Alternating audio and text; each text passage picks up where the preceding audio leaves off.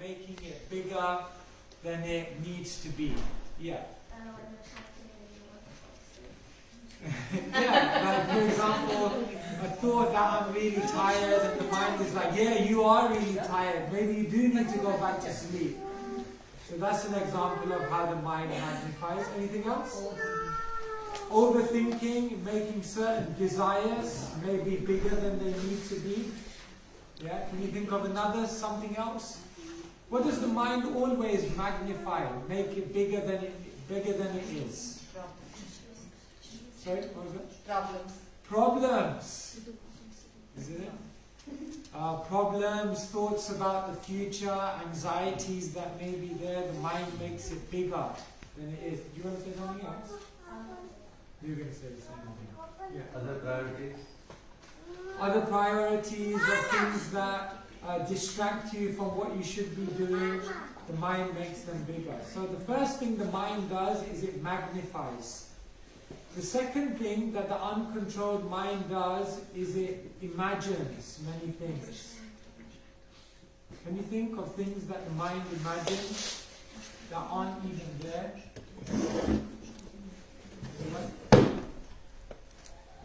What does the mind come up with? What does the mind imagine? Yeah.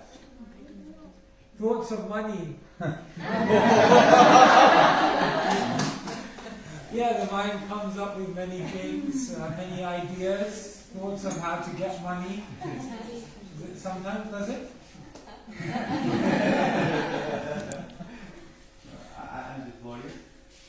Yeah, imagines I'm this body. It imagines. One thing is that the mind magnifies many problems, but the mind also imagines many problems that maybe aren't even there. And so the mind is always constantly coming up with things. The third thing the mind does is it neglects. It causes you to neglect that which is good for you. Can you think of an example of how the mind neglects or causes you to neglect? Yeah. Like homework. Yeah. Like things that you know would be good for you to do. Things that you know are going to give you benefit in the long term, but which are a little difficult now. The mind causes you to neglect that. Yeah. Another thing, chanting. Chanting. Yeah. Yeah, and it was shown there, isn't it? That, spiritual practices. Exercise. Yeah, again, something which you know which is going to be good for you. And the other thing the mind does is it denies. There are certain things that are there in your life that you need to accept, but the mind denies it. Can you think of an example of that? How the mind can sometimes be in the mode of denial. Yeah. We're going to die one day. Yeah, that's a big denial. You're going to say the same thing. Yeah. That I'm not getting old. That time is running out. Yeah. So many things the mind. So this is the uncontrolled mind, and because these things are there, then it prevents us from achieving what we can achieve and moving forward in spiritual life. So this is the uncontrolled mind, and then in the play you saw that Kali was coming, and Kali was tempting the mind. It was interesting that Kali wasn't coming directly to ourselves. First, Kali was coming to the mind, and then the mind was influencing us. So what are the four things that Kali usually comes with? We talked about this the other day in class. Where does Kali reside? You can say one. Money, okay, yeah. Kali resides where there's money. Where else does Kali reside? Intoxications. Where there's intoxication, yeah. Where else? Entertainment, yeah. Where else? Mobiles. Where else? Yeah. Gambling. Yeah. Intoxication, illicit sex. We said these are the places where Kali resides. And ultimately Kali resides where there is money, because where there is money, all of these other activities take place. So Kali is always influencing the mind. And in this age, the influences Kali is very, very strong because we're living in Kali Yuga. So the mind is very, very susceptible to being influenced by Kali. And then we saw how when you get the books and when you get the beads, then you get a certain strength that even though Kali is trying to influence you, you get a certain strength that you can resist, you can ignore, you can neglect the temptations of Kali. And then we saw how as that gets stronger and stronger, then in the beginning, what are you doing? You're fighting with the mind, isn't it? In the beginning, if you want to overcome the mind, first you have to fight with the mind. Therefore, Bhaktisiddhanta Saraswati Thakur, he said, every day in the morning, you should beat your mind with shoes 100 times. And in the evening, you should beat the mind with broomstick 100 times. So in the beginning, we have to fight with the mind, but then what happens when we become more advanced? Then what happens to the mind? Do you have to constantly fight with the mind? No. It gets used to it. Eventually the mind becomes your best friend. But in the beginning you have to fight a little bit with the mind, and then later on your mind becomes the best friend. And then not only does the mind not tempt you to follow Kali, but what does the mind do? The mind itself fights Kali away. And then you saw one key thing in the beginning, when Sumedha was walking and Balaram, who is the mind, was walking, then who was in the front? So, initially Balaram was in the front, isn't it? Was it? Yeah. It was, right? That's how it should have been. Right? So initially the mind is leading us, but later on we lead the mind. The soul is guiding the mind. And so this play is basically depicting our journey in this world. That if you learn to control the mind and conquer the mind, then not just on a spiritual level, but even on a material level, you can achieve so much. Because the mind is basically limiting us. We said that there are three miseries in this world: miseries from nature, miseries from other living entities, and miseries from our own body and mind. But actually it's explained that there is only one misery: the misery of our own uncontrolled mind.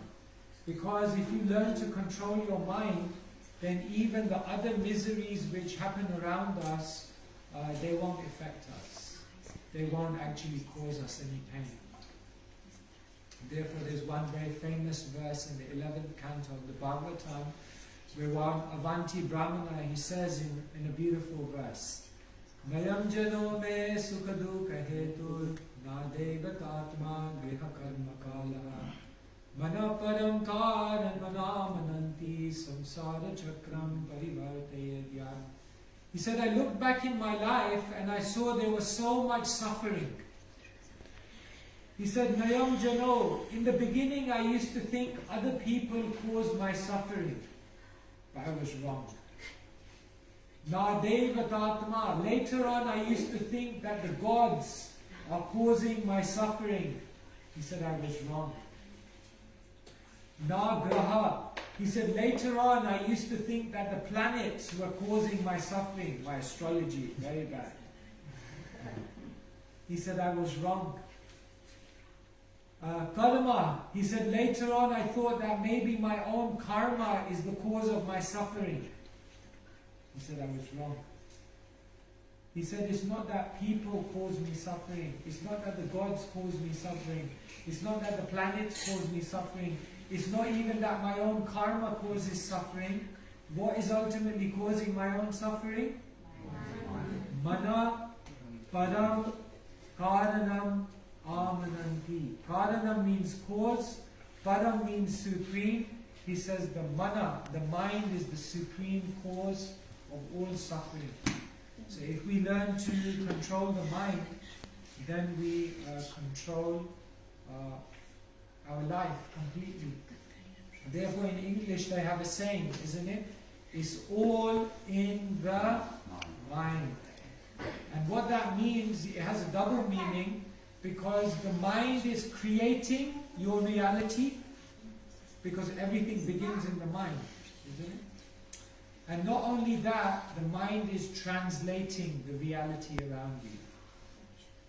So if you learn to control your mind, then not only can you create the reality you want, but also the reality that's around you, you'll be able to always translate it in a positive way, in a progressive way. And that's why so much of Bhagavad Gita is about learning to control the mind. Yeah? So just to summarize, make sure you got it. What are the 4 things that the uncontrolled mind does? First it magnifies. Second it imagines. Third it neglects. And denies. And so when we overcome these things, then we live a happy life. Hare Krishna. Hare Krishna. Anyone like to ask any questions, or have any comments on the mind or on the play?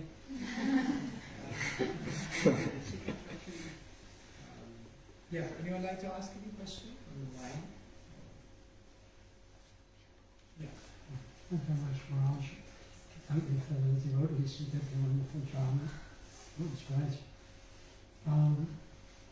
Right at the end, when Sumedha was back to work with his clipboard, and Balaram was chanting behind him. So that's something to dream of. You know, that we could be doing our work and the mind would be chanting constantly. Other than continue to chant to the best of our ability, are there any other strategies for attaining that kind of consciousness when we're working?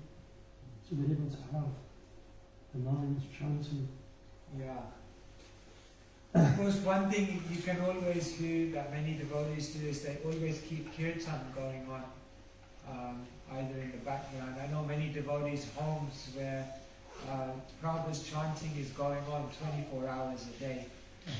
And it's actually said that when the holy name is recited in a place, then even when the devotees leave that place, the vibration of the kirtan is still going on in the ether and in the achans. So I think any place where there is kirtan going on constantly, it's like when you come into the Mana temple room, it has such a powerful energy because for 5 decades so many devotees have been chanting there. You know, so many devotees have chanted together. So when we see the mind is like, we have to absorb the mind in that spiritual vibration. And when the mind is constantly absorbed in that vibration, then it takes on that vibration. In the ashram, for many years, there were many devotees, you know, like for example, Acharya, you know, Acharya Seva. He was one of the first devotees who I saw when I was living with him in the ashram. And many devotees chant while they're sleeping. Many devotees, they chant while they're sleeping. Which shows that the chanting has gone to a deeper level. It's not just the conscious chanting, but it's the conscious, the chanting which has also entered the subconscious, the mind. And so it's possible. So I think constant chanting, a constant environment where the holy name is going on. And also, one very important thing is the lifestyle that we have. Because when we chant, but we live in a very mode of goodness lifestyle, then that chanting and that spiritual practice enters much deeper into the consciousness. So yeah, that kind of, yeah, I guess those are some things. Yeah. How do you slap the mind? How do you slap the mind? With a shame. Well, one thing to do is neglect the mind. Sometimes, many thoughts come into our mind and we think we have to do something with every single thought. But thoughts come into the mind, they stay for some time, and then those thoughts will automatically leave from the mind as well. So what we have to do is not always take the mind so seriously. That's one thing. The second thing we do is when the mind comes up with many, many ideas, we slap the mind. How did he do it when the mind came? He was reading, right? And then the mind came, and then immediately he said, no, go away. So that's another way in which we slap the mind, by responding to the mind through the intelligence. So when the mind comes up with an idea, your first option is you can neglect it. For the second option, you can convince the mind through intelligence. You see, every morning, for example, every morning when the alarm clock goes off, there's a mind-intelligence dialogue, isn't it? The alarm goes off and the intelligence says, it's a good time to get up. But the mind says, well, there was a campfire here time last night. You went to bed late. The intelligence says, but you can take rest later on, it's okay. But the mind says, yeah, but then you'll be in the morning program and you'll be tired, so you won't chant good japa. Offensive japa is not good. You should get more rest, But the intelligence says, no, but that's the time when all the devotees will be there and I'll be able to concentrate more. So like this, there's a dialogue going on. So when you make your intelligence stronger, then the mind comes up with less arguments. And a third thing of how you can control the mind is to live a regulated lifestyle. Because say for example with sleep, if every day you sleep at the same time and you wake up at the same time, then the mind has less room to come up with excuses. Because you just tell the mind, but this is what I do every day. And so then the mind has less excuse. So like that, there's different ways in which you can defeat the mind. Either by neglecting it, either by arguing with it and defeating it through argument, or either by living in a life in which the mind has very little disturbance it can cause.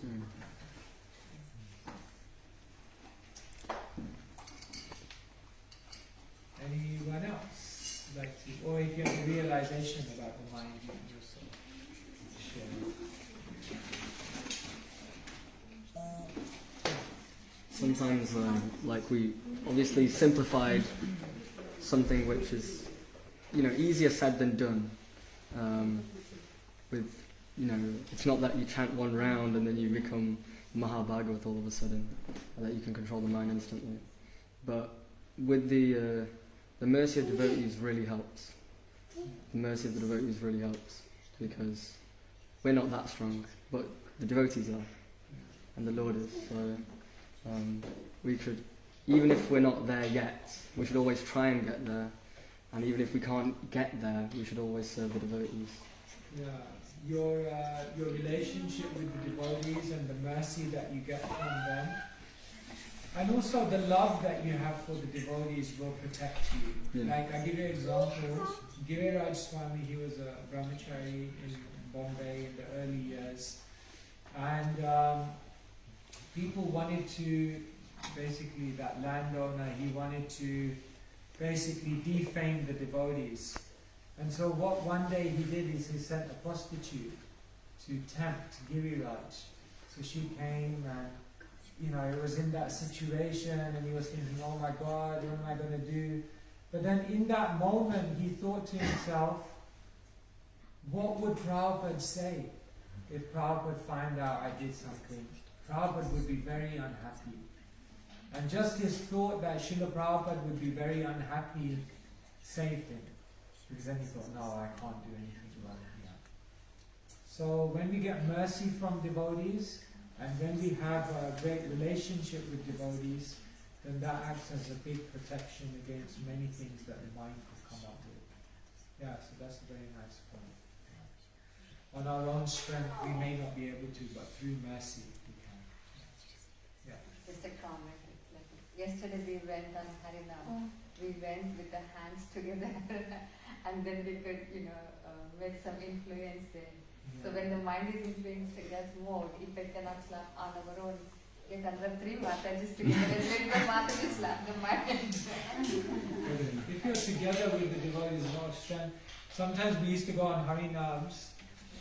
So sometimes the kirtan leader, we decided that we should go into a pub. But it was very interesting, like, you know what people are like in a pub. But what he would do is, before we would go into the pub, he would stop and he would tell everyone, okay, now everyone has to be 100% focused, 100% into the holy name, and 100% together. And if you go into the pub and you're 100% together, then everyone will change. Everyone will immediately be on board with you. But if you're a little bit doubtful, if you're a little bit disunited, if you're not 100% there, then they might start throwing beers at you. Oh, get out! No. So it's very interesting that when the devotees stick together and when we're fully together, then actually you can cut through any power of the illusory energy. I was just going to say that, like when we go on these retreats, it's much easier to practice Krishna consciousness compared to at home, and like whatever we realise or whatever we learn, or like if we're like, oh, actually, I'm really enjoying this, I'm going to continue even beyond this, then it's easier to actually implement whatever you've learned compared to before. Yeah, having a few days like this where you live it for a few days, you get up together, you chant, it creates an impression, and then you can go away. And it's not that when you go away from the retreat, everything, like Sumeda is saying, that you get a book and then everything's okay. There will be ups and downs. There will be days when you do wake up a little later or whatever. But still in your heart and mind, that impression is there, and you'll come back. So, yeah, definitely.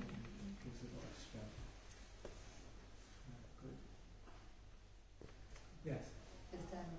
Mark can start a virtual morning program, so everybody will be there. Yeah, you can log on online, there's online. He can start and we can join. Oh, you can start.